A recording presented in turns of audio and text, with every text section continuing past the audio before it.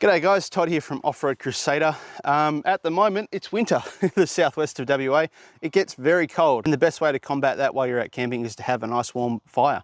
So this is my 12-month review of the Ryobi 1 Plus brushless 18-volt chainsaw with the 12-inch bar. And we're going to be doing a bit of a demo and going through some things that I like, some things I don't like, some comparisons to a petrol chainsaw of a similar size, and whether or not this chainsaw is going to be suited for you and what your needs are. So let's get straight into the review.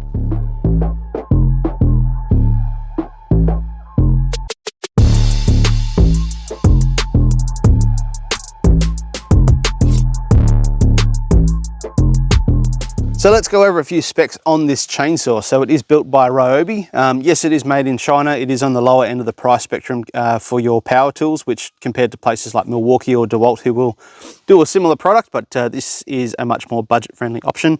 It is brushless. It uses lithium-ion batteries, has a 12-inch bar, comes with the chain. This will cost you brand new from Bunnings Warehouse here in Australia about $275. That is for the skin, so that means it's just the chainsaw, no batteries. You wouldn't then need to buy batteries for it. I chose to buy this chainsaw because I already had Ryobi batteries at home for various power tools I used for previous videos you might have seen. So that's the main reason I went for this rather than buying a completely new chainsaw and a completely new set of batteries. Having used this chainsaw, I would recommend getting, at minimum, 2 5 amp hour batteries, which you can buy as a twin pack from Bunnings as well. That'll cost you about 240 bucks. So that's sort of to give you a decent battery life out of this sort of thing. Now there are claims on the box of what this chainsaw can do. They mentioned for cuts up to 200 mil, about that much, and it'll cut about 30 of those 200 mil cuts. I have found different numbers with my own use, and that is there's a huge amount of variability in terms of how much you can cut, what sort of lengths, how many lengths you can cut before using out your battery. And it's all variable on the wood and how you use your chainsaw. So you will slowly adapt for what will work best for you. We'll go over some of those figures as we're cutting wood. I've got a nice log over there that I need to cut up for some firewood at home. So you'll actually get to see it in use. I have also chosen to fit my chainsaw out with a new chain. So you can buy a titanium tipped chainsaw chain from Bunnings as well, about 50 bucks. That's that one there. And that one I have found is better. The teeth are more durable. It seems to cut much nicer. So definitely worth doing. Yes, you can still sharpen it, but obviously you'll find you'll get less and less use out of it the more you sharpen it, just because you're eating into that metal, you are taking away that titanium, and it will just start to wear faster.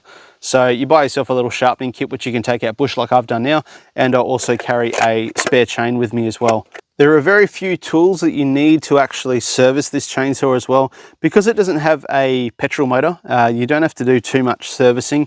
It's more a case of servicing where the bar and the chain go, and that's as easy as basically turning this dial here. So you can unscrew that completely. This black cover comes away. You can then see the main sprocket where it's coming out of your brushless motor and the rest of the chain there. That you can then pull the bar forward and back to adjust your chain tension, or remove it altogether for cleaning. It's all fairly sealed, so you can't really pull it apart to get to the brushless motor. You don't need to, and that's easily enough. So if I wanted to, I can pull this apart here in the bush, like so. Take the cover off. See, it's full of sawdust, and that's basically, get all that out of the way, that's all you can really get to. In there you just get your sawdust build up. That's your main sprocket there, and this one here is a centrifugal gear, so that as you can turn it, you can actually move this bar in and out on this track, and it tightens or loosens the bar chain. So that's easy enough to do. So you can actually turn this white sprocket, and as you turn that, you're actually pulling this bar inwards, which loosens the chain, or you can turn it the other way and tighten the chain as well. So that's a nice easy way to go about tightening your chain or loosening it, depending on what you're cutting and how the chain's warming up. Or if you wanted to pull it apart and service it, it's just like, it's very simple moving parts. You then sort of find the chain tension that you're after, and you can then tighten that black center section, which stops everything from moving and keeps your adjustment there as well. Around the other side of the chainsaw, you have your battery compartments. That's where your battery goes into. Self-explanatory, you can only do it once.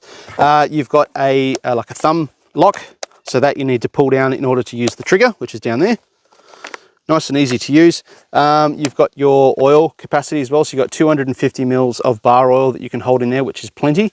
I find that gets me through, I'm going to say about 2 wood chopping sessions, which is to fill up my back seat. That's where I fill up firewood into, and that's easy enough just to crack that open and check your oil level. And apart from that, you've got this nice sturdy handle up the top. There's nice spacing where that is. Pull that back, away you go. Nice and easy to use. When people are looking at this sort of chainsaw, they do compare it to your traditional petrol type chainsaws, and there are many benefits either way you go, and really I wanted to go over some main differences and why you might choose to go with something like an electric chainsaw versus a petrol, or vice versa. So the big thing for me was obviously having a battery, so I can just plug it in, away I go. There's much less moving parts that I have to worry about. The weight of it is very different as well, because you haven't got a big metal combustion engine in it. This thing here is 3 kilos, which is easy enough to fling around with your hand and use whatever. Something comparable like your Stihl Mini Boss, which has got, I think they got about a 14-inch bar, so it's probably the smallest size they do. That you're looking at about 6 kilos. Not a huge difference. I mean, you're talking 7 kilos. I can lift 7 kilos, but it's more the case of having double that weight and having to lift it, drop it, move it, do everything else you need to do with it. It also means that it's easy enough to move around and it's less mass inside the car. So if I'm packing it for a camping trip, I don't have to worry about it flying through anywhere and knocking our heads off. As I mentioned, you obviously don't have to carry petrol. I just have batteries, which again, I can store anywhere. They're not a volatile liquid. There is an argument there having lithium batteries inside your car. Oh, they can catch on fire and explode. A lot of stuff can. So can your smartphone, but I'm sure you carry that in your pocket as well. The other plus side of that is obviously you're quite self-reliant. You don't have to worry about petrol, which obviously you need to go to a service station to go and get to. You are completely self-sufficient with being able to use your chainsaw, obviously if your parts are still working. This fact is very dependent on the fact of having a sufficient 12-volt system to run and maintain all of this sort of stuff. Personally, I have a fairly decent 12-volt system, and now I'm running a 2000 watt inverter as well, which has really sped up the charge times for the batteries. And look, having that with solar plus driving every day, I have infinite power essentially, so I tap into it and I can branch off of that infinite power and start running accessories like this. You've also got the sound of it as well. I mean, petrol chainsaws, you can hear them from a mile away. I can be out in the bush somewhere and then 2, 3, 4 kilometers away, you can hear of someone with a chainsaw trying to get through some wood.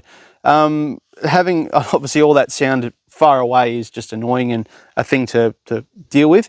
But when you're up close and you've got that really loud sound, you have to worry about earmuffs, and it's just not very nice. And you don't want to crank it up at camp either, because then you're annoying all your other people around camp, plus all of whoever you're camping next to as well. So this one, I mean, comparatively, you've got the Stihl chainsaw. They rate theirs at about 112 decibels, which is fairly loud, compared to this one, which, I mean, it says on the side here, 96 decibels. And I don't even think it's that loud either. I find it to be much more manageable. It's good because you don't have to worry about idling. As soon as you take your finger off that trigger, it just goes, and it's quiet. You're not sitting there idling on put. So big bonus for that. And the last big bonus I would talk about is obviously being a Ryobi 1 Plus product. You can use the batteries with all of your other power tools and have a bit of, I suppose, synergy with the rest of your stuff. There's a word, synergy. Now your downsides, this is where your petrol chainsaws will probably overshadow your battery chainsaws. The brushless motor in these is fairly powerful, but you put it next to a petrol chainsaw and you set them up on the same piece of wood, they get through it so much quicker because they can spin that chain faster and maintain that momentum. Whereas these, as soon as you start getting into some heavy stuff, you do notice the chain slows down and therefore it takes longer to cut through things. Not really the end of the world unless you're in a speed situation, but over the course of cutting a trailer load of firewood, it may save you half an hour going a petrol over a electric chainsaw just because you're not having to worry about that speed. The other thing with having that lack of power is obviously the size of the wood you can cut. This is sort of codependent also on the bar size, but having a lower capacity motor, as soon as you start trying to get through some thicker stuff, you notice it struggles a bit more, it tries to chew through more power, which therefore reduces your battery life. So these are really good for your sort of small to medium sized wood. I have cut a 400mm piece of wood for camping, and talking that sort of size, which was definitely more than what this is rated to, but it still got through it fine. And just powered through, and it still kept cutting up as the more I wanted to go along. Now the other con is not too much the chainsaw's problem, but more the fact of the batteries. But I will mention it because obviously you need the batteries to run this. So the Ryobi batteries, specifically your sort of 5 amp hour and less, which are these bad boys here, they give you a certain number of cuts. Obviously you're limited by your battery life. Once you've used these consistently, they do warm up just because of this power running through this battery, creates a bit of resistance, you get the heat in it. Once these are warm, and you'll physically feel that, oh, that's fairly warm, the chargers will sense that the battery is warm and it won't charge. So you need to cool the battery down or allow it to cool before you can charge it. So that's why I prefer to have, well, I've got 3 batteries. I've got 2 5 amp hours and 1 2.5, just because I have been laying around. And I cycle through them as I'm cutting. So usually I'll use the first one. Once that's finished, I can stick it in my fridge to cool it down. You start using my second battery. Once that's used up, I can throw that battery on the charger, throw the one that I've just used in the fridge, and then I've got a third battery to then start running. So I can sort of cycle through and use it. It's a bit of a process, but is what it is. Obviously compared to petrol, where you just pour petrol in the thing and away you go. Now there is one little con, and this is a design thing. So Ryobi, I know you watch all my videos. This is a little thing that I've seen on petrol chainsaws, and I kind of wish it came with this one as well. On the side of the bar here, there's a bunch of little spikes, and what they do is as you're cutting, they allow you to sort of pivot on the wood by the chainsaw grabs into the side of the timber, and then it allows the bar to pivot and sort of cut down. Petrol chainsaws come with like metal ones, which are great because they sort of allow it to have teeth, and they sink into the wood and allow it to sort of move, and that way it sort of takes the weight of this off of your arm and puts it onto the timber. These have these tiny little plastic ones, which I find are pretty much useless. I would love to see that some metal ones were incorporated. I understand that most of this product is plastic, so it's a bit hard to replicate that. But if you were looking to upgrade it and you were looking for any sort of design feedback, that'd be one thing I would change, is having some sort of like metal claw on the front there where those spikes are, just to help it grab into the wood and probably work a little bit better, taking that weight off your arm, allowing you to use it longer.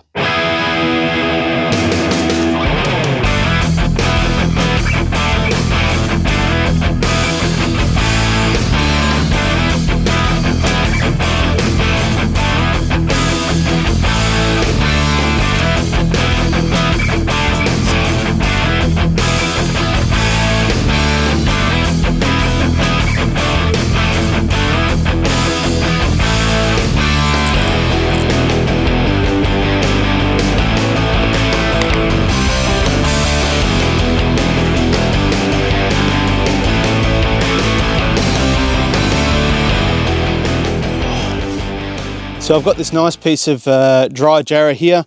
I'm going to cut this little branch off. This is about 100 mil in diameter, so you'll be able to see how quickly it gets through that.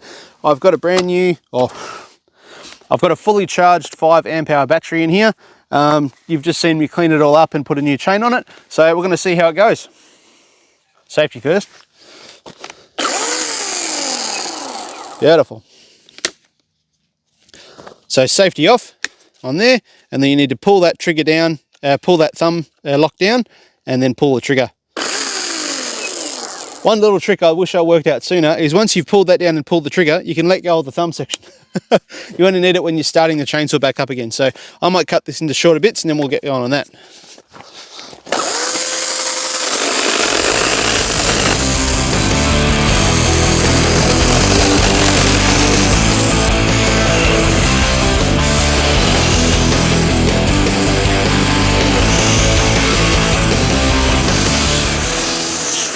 Next up, 200 mil.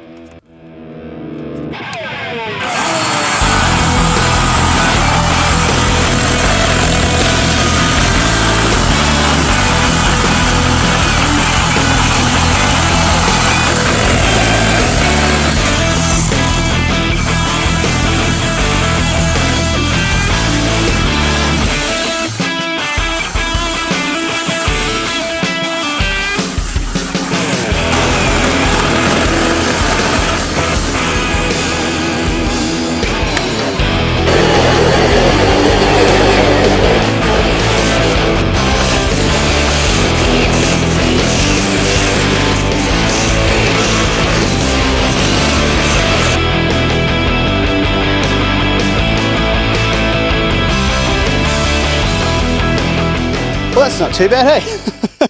So this is a full battery's worth of wood cutting, well, for my wood cutting anyway.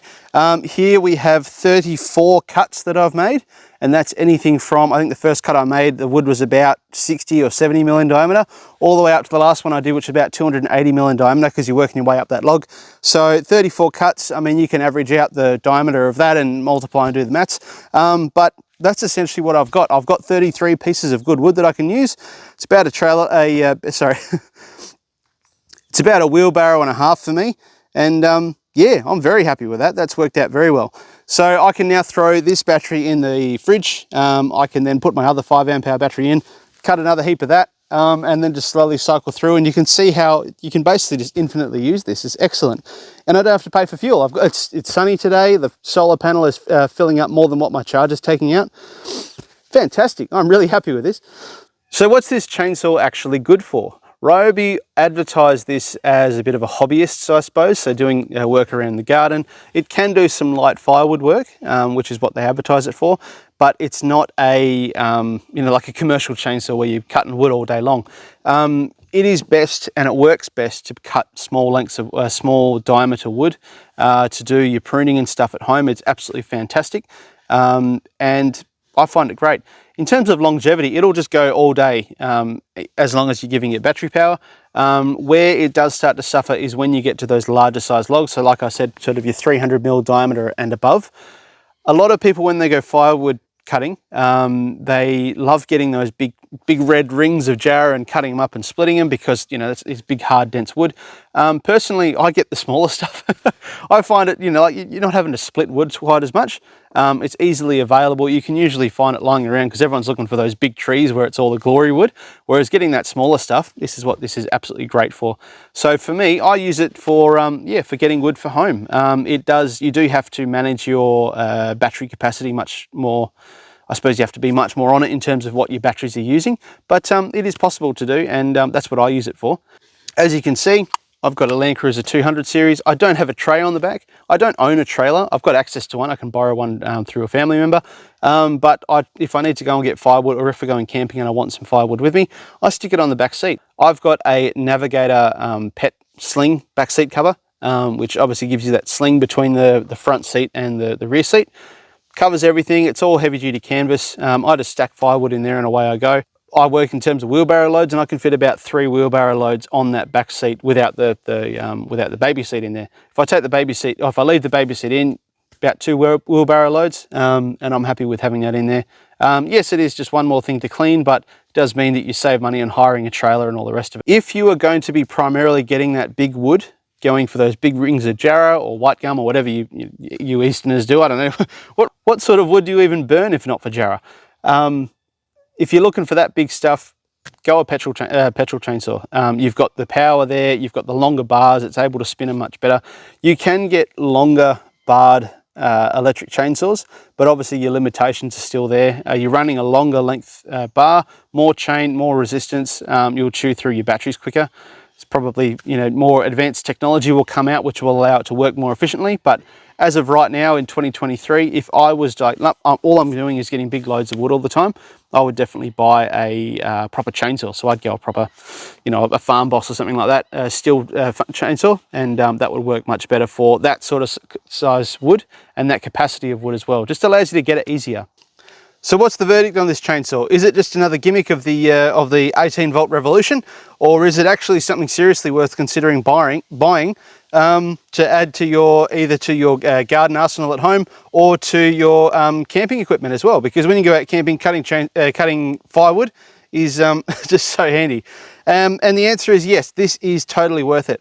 Dollars wise, it's fairly cheap, it's lightweight, it's easy to get parts for, it's easy to get accessories for. You can go to any Bunnings and sort out your warranty for it as well.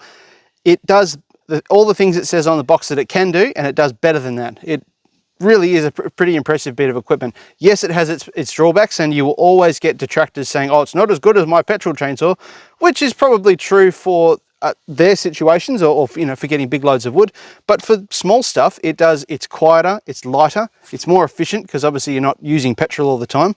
And it's just so easy to use. And And if you're like me, you've got your solar panel, you've got a good 12-volt system, you've got infinite energy, essentially. So my rating for the Ryobi 18-volt brushless chainsaw, the 12-inch one, I'm going to give it a good 4.5 out of 5. It is nearly perfect, and it does everything really, really well. It is probably my most used Ryobi accessory I have at home for the last 12 months since I've had it. And it gets a full workout all the way from May through to probably about October of cutting firewood and getting things ready. Taking it camping, it is super handy to cut lengths of firewood this big. I can even cut larger sizes and then obviously use my axe to get them down to a kindling size if there's not great little bits of twigs around. And yeah, it is fantastic. I really, really like it. I give this a 4.5 out of 5 for my Todd reviews, and I reckon you should buy one to add to your camping repertoire and get out and use it, because it is just fantastic. It makes things so much easier.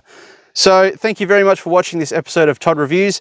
Next up on the channel, it's going to be a bit of a special one because we're going to be looking back at the last, what is that now, 5 years that I've been on YouTube, and seeing how things have gone, talking a little bit about the process and where things are going. So stay tuned for that, and we'll catch you on the next episode of Off-Road Crusader. Cheers.